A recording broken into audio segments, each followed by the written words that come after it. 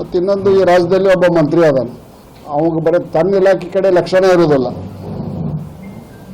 ತನ್ನ ಇಲಾಖೆಯೊಳಗೆ ಕತ್ತಿ ಬಿದ್ದಾವ.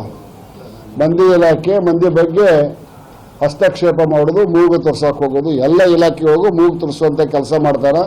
ಕಾರಣ ಅವರ ತಂದೆ ಕಾಂಗ್ರೆಸ್ ಪಕ್ಷದ ರಾಷ್ಟ್ರೀಯ ಅಧ್ಯಕ್ಷ. ನನ್ನ ಕಡೆ ತಾಕತ್ತಿದ್ರೆ, ನಿಮ್ಮ ಸರ್ಕಾರಕ್ಕೆ ತಾಕತ್ತಿದ್ರೆ, ಈ ದೇಶದ್ರೋಹಿ ಸಂಘಟನೆಗಳದಾವಲ್ಲ, PFI ಮತ್ತು STPI, ಸಾಮರ್ಥ್ಯ ಇದ್ರೆ ಇದನ್ನು ಬ್ಯಾನ್ ಮಾಡಿ ತೋರಿಸಿ. ಹುಬ್ಬಳ್ಳಿಯೊಳಗೆ ಪೊಲೀಸ್ ಸ್ಟೇಷನ್ ಮೇಲೆ ಹಲ್ಲೆ ಮಾಡಿದವ್ರು, ಪೊಲೀಸ್ ಜೀಪ್ ಹತ್ತಿ ಕುಣಿದವ್ರ ಮೇಲೆ ಅವ್ರ ಕೇಸ್ ನಿಕಾಲಿ ಮಾಡೋದು. ಯಾರ್ಯಾರು ರಾಷ್ಟ್ರದ್ರೋಹಿ ಕೆಲಸ ಮಾಡ್ಯಾರ, ಯಾರ್ಯಾರು ಸರ್ಕಾರಿ ಯಂತ್ರಗಳನ್ನು ಹಾಳು ಮಾಡ್ಯಾರ, ಅಂಥವ್ರ ಮೇಲಿದ್ದಂಥ ಕೇಸನ್ನು ಹಾಳು ಮಾಡುವಂಥ ಕೆಲಸವನ್ನು ಮಾತ್ರ ಸನ್ಮಾನ್ಯ ಸಿದ್ದರಾಮಯ್ಯ ಸಾಹೇಬರ ನೇತೃತ್ವದ ಈ ಸರ್ಕಾರ ಮಾಡಾಕತ್ತೈತಿ ಅನ್ನುವಂಥ ಮಾತನ್ನು ಹೇಳ್ತಾ, ಎಷ್ಟೊಂದು ಅಹಂಕಾರ ಬಂದೈತೆ ಅಂದರೆ ಈ ಸರ್ಕಾರಕ್ಕೆ. ಕರೆ ಟೋಪಿ MLA ಅಂತ ಕರೀತಾರೆ, ಕರೆ ಟೋಪಿ MLA ಅಂತ ಕರೀತಾರೆ. ಇದು ಒಬ್ಬ ಈ ನಾಡಿನ ಉಪಮುಖ್ಯಮಂತ್ರಿ, ಒಬ್ಬ ಜನಪ್ರತಿನಿಧಿಗೆ ಕರೆಯುವಂಥ ಶೋಭೆನ. ಈಗ ಹಂಗಾರೆ ಕೇಂದ್ರದ ಸಚಿವರು ಯಾರಾದರೂ ಬಂದ್ರೆ ಶಾಲೆ ಹಾಕೊಂಡು ಮಂತ್ರಿ ಅಂತ ಕರಿಬೋದಾ? ಹೆಗಲ ಮೇಲೆ ಶಾಲೆ ಹಾಕೊಂಡು ಮಂತ್ರಿ ಅಂತ ಕರಿಬೋದಾ? ಎಲ್ಲೈತಿ? ಎಲ್ಲಿಗೆ ಹೋಗಕತ್ತಾರ ರಾಜ್ಯ? ಇದು ಕೇವಲ ಮುನಿರತ್ನ ಮಾಡಿದ ಅವಮಾನ ಅಲ್ಲ, ರಾಜಾಜಿನಗರದ ಮತಕ್ಷೇತ್ರದ ಶಾಸಕವ.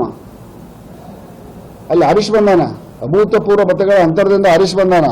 ಒಬ್ಬ ತುಂಬಿದ ಸಭೆಯೊಳಗೆ ಕರೆ ಟೋಪಿ ಮೇಲೆ ಬಾರಪ್ಪ ಅಂತ ಕರೀತಾರೆ.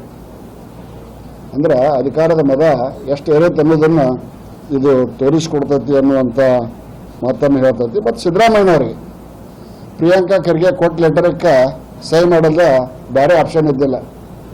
ಯಾಕಂದ್ರೆ ಡಿಸೆಂಬರ್ ತಿಂಗಳು ಹಂತಕ್ಕೆ ಬರಕತ್ತೈತಿ. ದೊಡ್ಡ ಖರ್ಗೆ ಅವರ ಪಾತ್ರ ಭಾಳ ಮುಖ್ಯ ಇರ್ತೈತಿ. ಅದಕ್ಕೆ ಇದನ್ನು ಮೆಚ್ಚಾಕ್ ಮಾಡೋಣ ಅನ್ನುವಂಥ ಊಹಾಪೋಹಗಳನ್ನು ನಾವು ಸಾಮಾಜಿಕ ಜಾಲತಾಣಗಳಲ್ಲಿ ನೋಡಾಕತ್ತೇವಿ ಅನ್ನುವಂಥ ಮಾತನ್ನು ಹೇಳ್ತಾ, ಇನ್ನಾದರೂ ವಯಸ್ಸು, ಅಧಿಕಾರ, ಹಣ ಮೂರೂ ಕುಡಿದು ಅಂದ್ರೆ ಭಾಳ ಕಷ್ಟ. ಸರಿ ದಾರಾಗ ಹೋದ್ರೆ ಗಾಡಿ ಸರಿ ದಾರಾಗ ಹೋಗ್ತೈತಿ. ಸ್ವಲ್ಪ ತಪ್ತಿ ಅಂದ್ರೆ ಎದ್ದೊತ್ತೊಂದು ಹೋಗ್ತೈತಿ, ಹಂಗೆ ಎದ್ದೊತ್ತೊಂದು ಹೊಂಟೈತಿ, ಹೋಗಿ ಎಲ್ಲಿ ಡಿಕ್ಕಿ ಹೊಡಿತೈತಿ ಗಾಡಿ. ಮೊದಲು ತನ್ನ ಜಿಲ್ಲೆಯ ಶೈಕ್ಷಣಿಕ ಮಟ್ಟ ಎಲ್ಲ ಐತಿ ನೋಡ್ಕೊಳ್ಳಿ. ಅವರ ಜಿಲ್ಲೆಯ, ಅವರ ಕ್ಷೇತ್ರದ, ಅವನ ಇಲಾಖೆಯ ರಸ್ತೆಗಳ ಪರಿಸ್ಥಿತಿ ಏನೈತಿ ನೋಡ್ಕೊಳ್ಳಿ. 2.5 ವರ್ಷ ಆಯಿತು, ಇನ್ನೂ ಗುಡ್ಡು ತುಂಬಕ್ಕಾಗ್ತಾ ಇಲ್ಲ. RSS ನಿಷೇಧ ಮಾಡ್ಬೇಕಂತ ಒಂದು ಲೆಟರ್ ಕೊಡ್ತಾನ ಪ್ರಿಯಾಂಕಾ ಖರ್ಗೆ. ತಕ್ಷಣವೇ ಅದಕ್ಕೆ ತೀವ್ರ ಕ್ರಮ ತೆಗೆದುಕೊಳ್ಳಲು ಅಂತ ಮಾನ್ಯ ಮುಖ್ಯಮಂತ್ರಿಗಳು ಬರದ ಅಧಿಕಾರಿಗಳಿಗೆ ಕಳಿಸ್ತಾರೆ. Within no second, within no time. ಎಷ್ಟು ಸ್ಪೀಡ್ ಐತೆ ಅನ್ನೋದಕ್ಕೆ ಇದು ಒಂದು ಉದಾಹರಣೆ. ಗೌರ್ಮೆಂಟ್ ಕೆಲವು ವಿಷಯದೊಳಗೆ ಕೇವಲ ಅಲ್ಪಸಂಖ್ಯಾತರ ಮತದ ಓಲೈಕೆ ಸಲುವಾಗಿ ಹಲವಾರು ಕ್ರಮಗಳನ್ನು ಮಾನ್ಯ ಮುಖ್ಯಮಂತ್ರಿ ಸಿದ್ದರಾಮಯ್ಯನವರು ತೆಗೆದುಕೊಂಡದ್ದು ಈ ರಾಜ್ಯದ ಜನತೆ ಕಂಡಾರ. RSS ಸಾಲಿ ಇದನ್ನು ಮಾಡ್ತೈತಿ, ಸಾಲಿ ಗ್ರೌಂಡ್ ಉಪಯೋಗ ಮಾಡ್ತೈತಿ, ಅದನ್ನು ಮಾಡ್ತೈತಿ ಅಂದರು. ಪ್ರಿಯಾಂಕಾ ಖರ್ಗೆ ನ್ಯಾಷನಲ್ ಹೈವೇದೊಳಗೆ ಕೆಲವು ಮಂದಿ ಪ್ರಾರ್ಥನೆ ಮಾಡ್ತಾರಲ್ಲ, ವರ್ಷದಾಗ 2-3 ಸರಿ. ಅವ್ರ ಬಗ್ಗೆ ಏನು ಹೇಳ್ತೀಯಪ್ಪ ಖರ್ಗೆ? ಅದು ಸರ್ಕಾರಿ ಆವರಣ ಅಲ್ಲ. ಸನ್ಮಾನ್ಯ ದಿವಂಗತ ಪ್ರಧಾನಿ ಜವಾಹರ್ಲಾಲ್ ನೆಹರು, ಇಂದಿರಾ ಗಾಂಧಿ, ಹಲವಾರು ಕಾಂಗ್ರೆಸ್ಸಿನ ಗಣ್ಯಾತಿಗಣ್ಯ ನಾಯಕರ ಕಡೆಯಿಂದನ ರಾಷ್ಟ್ರೀಯ ಸ್ವಯಂ ಸೇವಕ ಸಂಘವನ್ನು ಬ್ಯಾನ್ ಮಾಡೋಕ್ಕಾಗಿಲ್ಲ. ಇನ್ನು ನೀ ಯಾವ ಪುಟ್ಟಗೋಶಿನೋ ಪ್ರಿಯಾಂಕಾ ಖರ್ಗೆ? ಯಾವ ಪುಟ್ಟಗೋಶಿ? ನಿಮ್ಮಪ್ಪ ಅಧಿಕಾರದಾಗದಂತ ರಾಷ್ಟ್ರೀಯ ಸ್ವಯಂ ಸೇವಕ ಸಂಘದ ಬಗ್ಗೆ ಬಾಯಿಗೆ ಬಂದಂಗೆ ಮಾತಾಡ್ತೀಯ.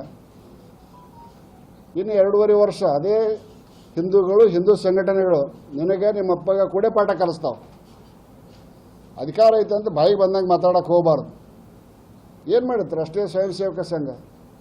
ಇಂಥ ಸಂಘಟನೆ ವಿರುದ್ಧ ಏನು ಅಪಸ್ವರ ಎತ್ತೀರ.